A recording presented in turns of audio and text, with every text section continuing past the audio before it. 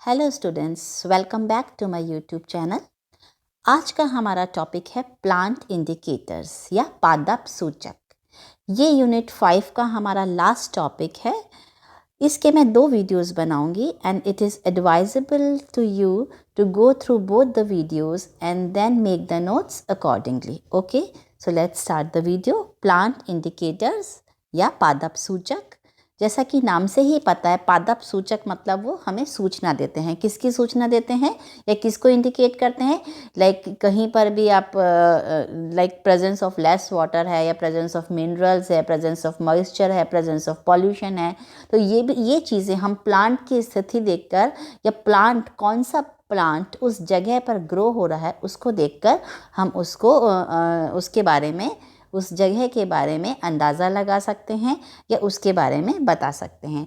So let's start. What are plant indicators? Plants which indicate some very specific conditions of environment are called plant indicators or phyto indicators. Okay, मतलब जो भी environment की किसी भी विशेष परिस्थितियों के बारे में indicate करें या हमें बताएं वो कहलाते हैं plant indicators. Like presence of short grass indicates the presence of less water in the soil. मतलब यदि कहीं पर बहुत छोटी छोटी सी घास ही प्रेजेंट है किसी एरिया में या किसी ज़मीन पर, तो मतलब क्या है कि वहाँ पर मिट्टी के अंदर पानी की मात्रा कम है। Types of plant indicators. Depending upon the distribution, plant indicators are of 2 types. पहला है स्टेनो स्पीशीज़ और दूसरा है यूरी स्पीशीज़। जो स्टेनो स्पीशीज़ के प्लांट्स होते हैं they use to indicate narrow limits of tolerance. Okay, मतलब उनकी जो लिमिट है वो नैरो होती है, कम होती है। और जो यूरो स्पीशीज़ में जो प्लांट्स आते हैं they use to indicate wide limits of tolerance, मतलब उनकी जो टॉलरेंस लिमिट है वो वाइड होती है या ज़्यादा होती है, उनके अंदर वो वाले प्लांट स्पीशीज़ आते हैं। प्लांट इंडिकेटर्स फॉर एग्रीकल्चर, मतलब एग्रीकल्चर में या खेती के अंदर प्लांट इंडिकेटर्स को हम किस तरह से यूज़ करते हैं या किस तरह से उनको उपयोग में लाते हैं। A natural growth of tall and short grasses indicates that soil is fertile and is also suitable for agriculture.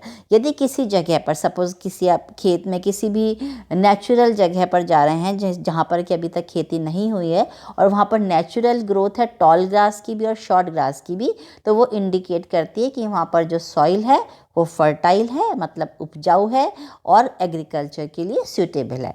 For example, यदि हम name of the plant indicator की बात करें और इधर दूसरे कॉलम में मैंने दे रखा है नेचर ऑफ सॉइल, यदि वहाँ पर साल्वाडोरा ऑडियोइडिस लगा हुआ है, दैट मीन्स वो उसकी जो सॉइल की नेचर कैसी होगी, it will be rich in high calcium and boron और फर्टाइल सॉइल होगी।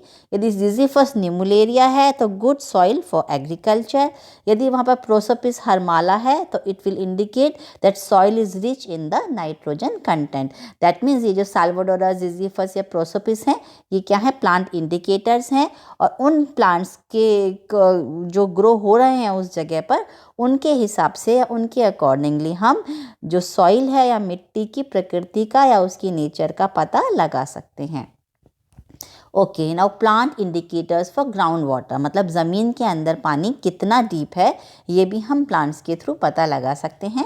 Certain plant communities indicate the depth of the ground water, like Euphorbia caducifolia, that means depth of water is 12 to 18 metres. मतलब यदि वहाँ पर ये euphorbia लगा हुआ है तो डेप्थ जो ग्राउंड वाटर है वो इतना डीप होगा। Then acacia senegal 12 to 18 metres. यदि साल्वाडोरा पर्सी का है वहाँ पर तो जो ग्राउंड वाटर की डेप्थ है वो 6 मीटर्स तक होएगी। तो जो प्लांट इसको भी इंडिकेट करते हैं, प्लांट स्पीशीज़ की जो ग्राउंड वाटर है उसकी गहराई कहाँ तक है। Now plant indicators for overgrazing. Okay, the predominance of annual weeds and short-lived perennials indicate severe grazing. यदि कहीं पर भी किसी भी जगह पर annual weeds या short-lived perennials हैं तो वहाँ उसका मतलब है कि वहाँ पर सीवियर बहुत ज़्यादा ग्रेजिंग हो चुकी है। Examples of such plants are Polygonum, Chenopodium, Lepidium and Verbena. Some plant show poor और नो ओवरग्रेजिंग, और यदि कुछ जगह कुछ प्लांट्स ऐसे हैं जो कि शो करते हैं कि वहाँ पर ओवरग्रेजिंग नहीं है। Examples of these plants are Opuntia, Grindelia, Vernonia etcetera. Okay, Now next is plant indicators of forest.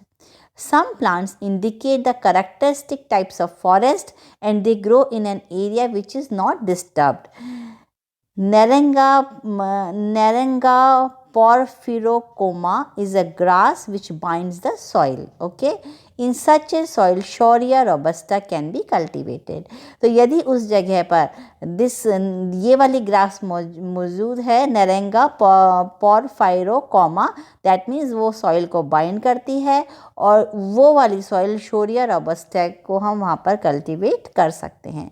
Then viola species in western Himalaya is a suitable indicator for plantation of citrus, deodara and pinus valeriana.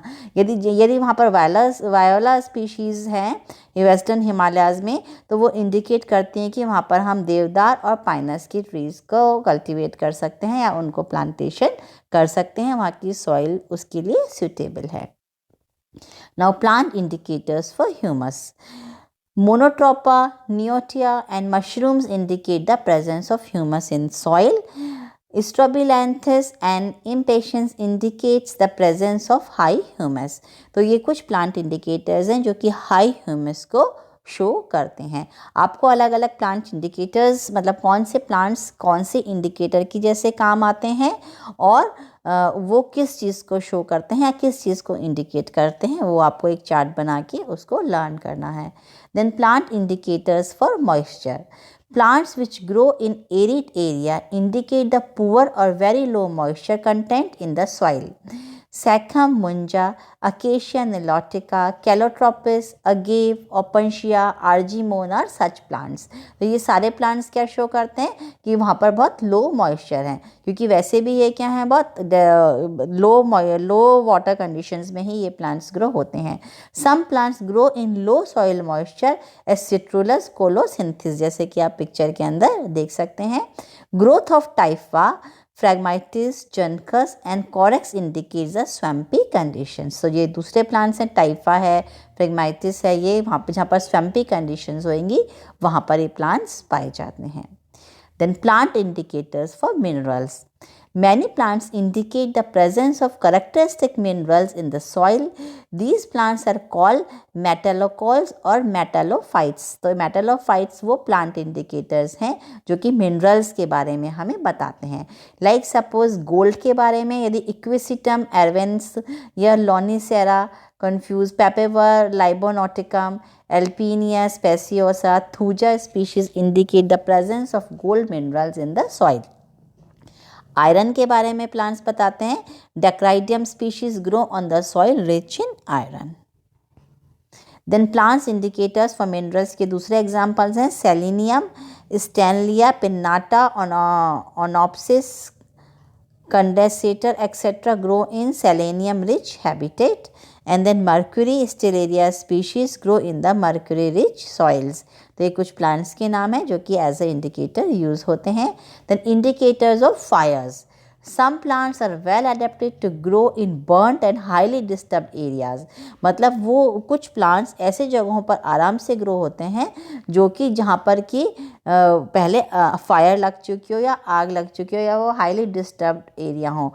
For example Epilobium spicatum, Populus tremuloides etcetera. तो ये show करते हैं कि वहाँ पर already वो burned area है या डिस्टर्ब्ड एरिया रहा हुआ है. Then plant indicators for pollution. Mosses, lichens and some fungi are much sensitive to sulfur dioxide and halides. Even 1% SO2 concentration is harmful to higher plants. Lichens do not survive in areas exposed to SO2 for long time.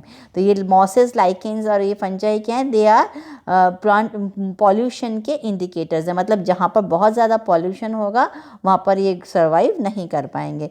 The toxic effects of thiosulfate has been indicated as germinator inhibition in many plants.